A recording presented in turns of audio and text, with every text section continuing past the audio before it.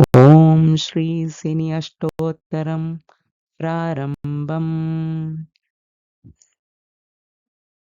ఓం శనిశ్చరాయ నమః. ఓం శాంతాయ నమః. ఓం సర్వాభీష్టప్రదాయినే నమః. ఓం శరణ్యాయ నమః. ఓం వరేణ్యాయ నమః. ఓం సర్వేశాయ నమః. ఓం సౌమ్యాయ నమః. ఓం సురవంద్యాయ నమః. ఓం సురలోకవిహారిణే నమః. ఓం సుఖాసనోపవిష్టాయ నమః. ఓం సుందరాయ నమః. ఓం ఘనాయ నమః. ఓం ఘనరూపాయ నమః. ఓం ఘనాభరణధారిణే నమః. ఓం ఘనసారవిలేపాయ నమః. ఓం కద్యోతాయ నమః. ఓం మందాయ నమః. ఓం మందచేష్టాయ నమః. ఓం మహనీయ గుణాత్మనే నమః. ఓం మత్స్యపావనపాదాయ నమః. ఓం మహేశాయ నమః. ఓం ఛాయాపుత్రాయ నమః. ఓం శర్వాయ నమః. ఓం శరతూణీరధారిణే నమః. ఓం చరస్థిరస్వభావాయ నమః. ఓం చంచలాయ నమః. ఓం నీలవర్ణాయ నమః. ఓం నిత్యాయ నమః. ఓం నీలాంజననిభాయ నమః. ఓం నీలాంబరవిభూషాయ నమః. ఓం నిశ్చలాయ నమః. ఓం వేద్యాయ నమః. ఓం విధిరూపాయ నమః. ఓం విరోధాధారభూమయే నమః. ఓం వేదాస్పదస్వభావాయ నమః. ఓం వజ్రదేహాయ నమః. ఓం వైరాగ్యదాయ నమః. ఓం వీరాయ నమః. ఓం వీతరోగభయాయ నమః. ఓం విపత్పరంపరేశాయ నమః.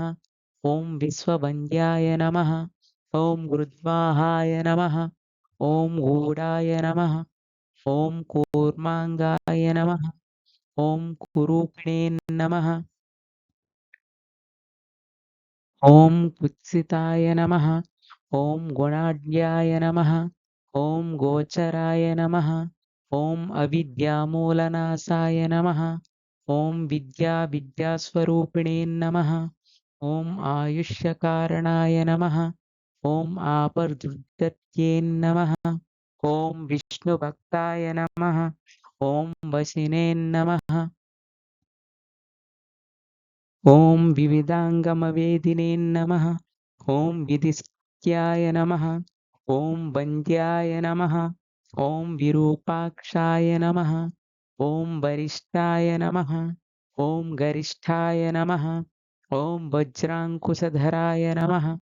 ఓం వరదాభయహస్తాయ నమః. ఓం వామనాయ నమః. ఓం జ్యేష్ఠాపత్నిసమేతాయ నమః. ఓం శ్రేష్ఠాయ నమః. ఓం మితభాషిణే నమః. ఓం కష్టోగణాసకాయ నమః. ఓం పుష్టిదాయ నమః. ఓం స్తుత్యాయ నమః. ఓం స్తోత్రగమ్యాయ నమః. ఓం భక్తివశ్యాయ నమః. ఓం భానవే నమః. ఓం భానుపుత్రాయ నమః. ఓం భవ్యాయ నమః. ఓం పావనాయ నమః. ఓం ధనుర్మండలసంస్థాయ నమః. ఓం ధనదాయ నమః. ఓం ధనుష్మతే నమః. ఓం తనుప్రకాశదేహాయ నమః. ఓం తామసాయ నమః. ఓం అశేషజనవంద్యాయ నమః. ఓం విశేషఫలదాయినే నమః. ఓం వశీకృతజనేశాయ నమః. ఓం పశూనాం పతయే నమః. ఓం కేచరాయ నమః. ఓం ఖగేశాయ నమః. ఓం ఘననీలాంబరాయ నమః. ఓం కాఠిన్యమానసాయ నమః. ఓం ఆర్యగణస్థ్యాయ నమః. ఓం నీలఛత్రాయ నమః. ఓం నిత్యాయ నమః. ఓం నిర్గుణాయ నమః. ఓం గుణాత్మనే నమః. ఓం నిరామయాయ నమః. ఓం నింద్యాయ నమః. ఓం వందనీయాయ నమః. ఓం ధీరాయ నమః. ఓం దివ్యదేహాయ నమః. ॐ दीनार्तिहरणाय नमः। ॐ दैन्यनाशकराय नमः। ॐ आर्यजनगण्याय नमः। ॐ क्रूराय नमः। ॐ क्रूरचेष्टाय नमः। ॐ कामक्रोधकराय नमः। ॐ कलत्रपुत्रशत्रुत्वकारणाय नमः। ॐ परिपोषितभक्ताय नमः। ॐ परभीतिहराय नमः। ॐ भक्तसङ्गमनोक्षफलदाय नमः। इति श्रीशनि अष्टोत्तरं सम्पूर्णम्।